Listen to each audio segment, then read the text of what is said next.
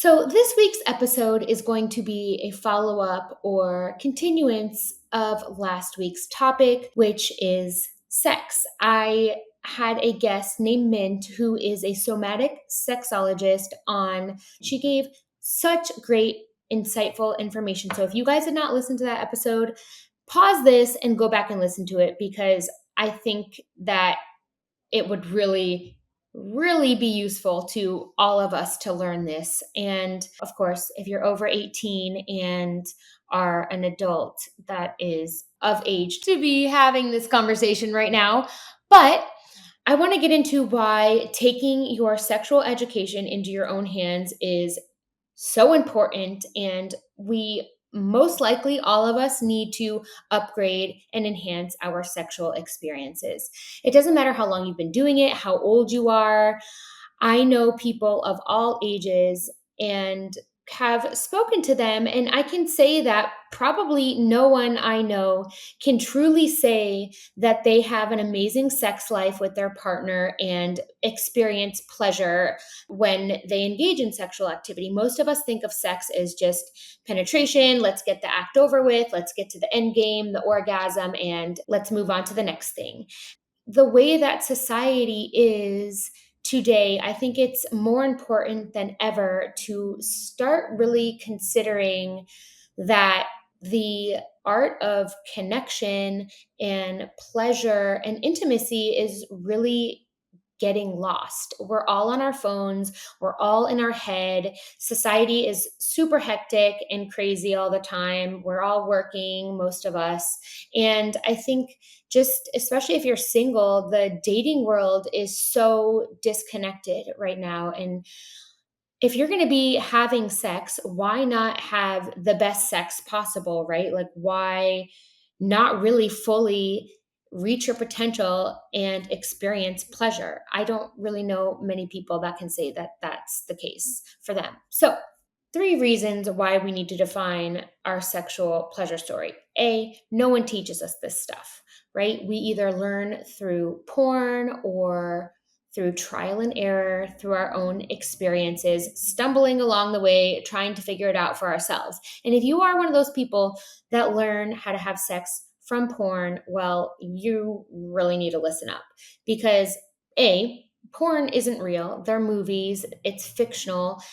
And if you're a guy, I know some that actually think that porn is real and that this is the way that things are done, which, not to blame them because that's the information that's available to us these days. And if you're a woman who has learned how to have sex through porn, you usually learn how to perform for a man and not really are focused on your own pleasure or actually understanding what it is that your partner needs to feel pleasure. And like I said, there is a lack of resources out there, which now it's becoming more and more prevalent and less of a taboo topic, I think, to educate ourselves about sex and about pleasure. Because if no one teaches us, how are we going to learn? Well, we need to figure it out for ourselves. But the other way, through trial and error, we usually still don't know what we're doing. And if you're trying to fumble through and figure out what partners want when you're having sex, most of us don't feel confident enough in our knowledge of our own bodies to be able to communicate what we need and tell our partner what we need. Nobody's a mind reader, unfortunately. So, unless you communicate what you need and ask what your partner needs, how will you know? So, let's continue on that little tangent with the self exploration part. It's super important. And Mint mentioned it was the first place to start learning our own sexual map, if you will, so that we can guide our partners along it and tell them what we want. So, figuring out what you like in your body not only is going to help you just learn your own body, but it's going to help you become embodied and present when you're having sex. Most of us, again, are disconnected in society. A lot of women, I know from personal experience, and women I've talked to don't like to have sex with the lights on, or they have critical thoughts. And I mean, I can't tell you how many times earlier on in my 20s when I thought like, oh, like I don't want someone looking at my butt. Does it look fat? Does my stomach jiggle? Do my boobs jiggle too much? Do I make a weird face? And we're not open to receiving pleasure in that circumstance. When we're disconnected and disembodied from ourselves, we can't be open to pleasure because we're stuck in our heads. So you're not actually feeling the experience, you're thinking in your head, and you can't relax and again be open to receiving pleasure under those circumstances in that environment in your own body. So that's just to get you guys kind of thinking about how you act and what's going on with you when you are engaging in sex. Are you super confident and comfortable in your body? Are you able to express your sexual desires to your partner without feeling shame or guilt around it? Do you know what you want? Do you know what you like? Do you think you're reaching your maximum potential? Are you living out your sexual fantasies with your partner?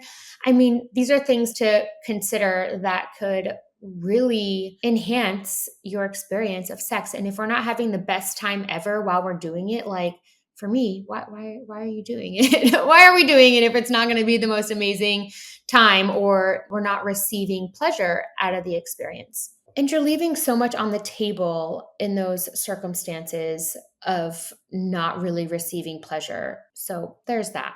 Second reason we really need to redefine and look at this is the way our society is. I mentioned this before, but we're all on our phones. We're all stressed out. Everyone seems to have anxiety these days or ADHD or have some sort of disorder within us that keeps us stuck in our heads and keeps us disconnected from being present with people. How many times are you on your phone or stressed out and not really making time to be present with your partner? Think about how much more enriching your relationship with someone can be when you are present and you are focusing on them and just surrendering to the experience and the process rather than being in your head, critical, worrying about work, or stressing out over something else.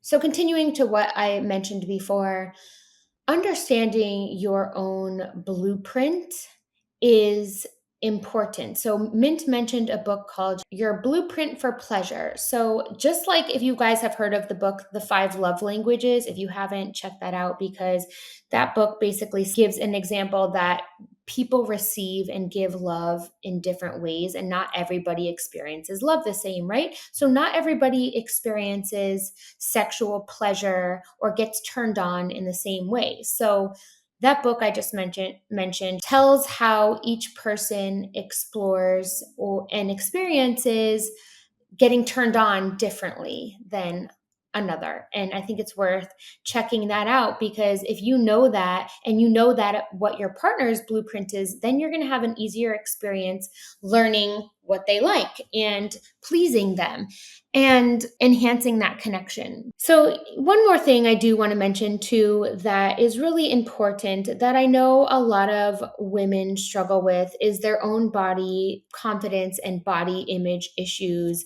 that prevent you from experiencing pleasure. And there are resources out there, you guys, to educate yourself and to help you to become more confident sexually and enjoy sex more because it is an important factor in a relationship.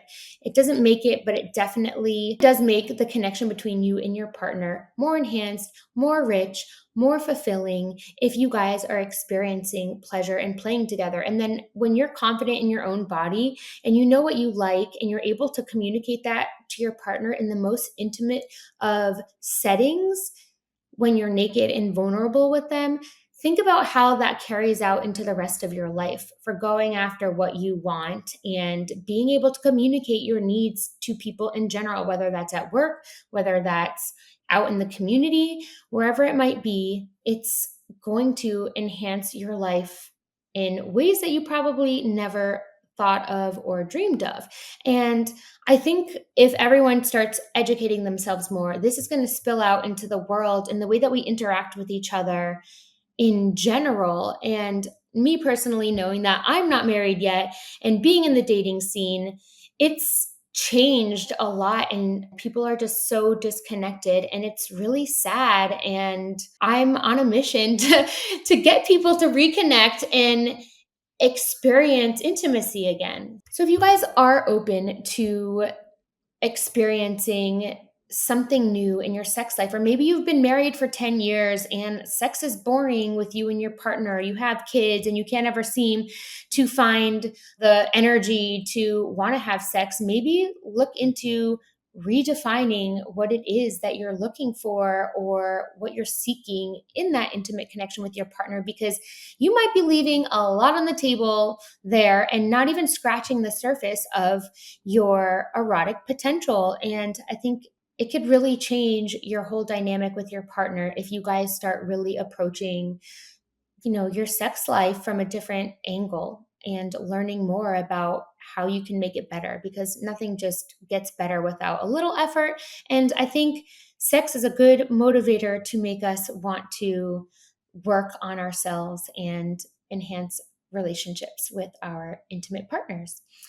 Again, if you guys have any questions, Mint, her information is on the last episode. I will have my podcast producer put it on this episode as well, so that you guys can find the resources that you might be looking for to enhance your sex life.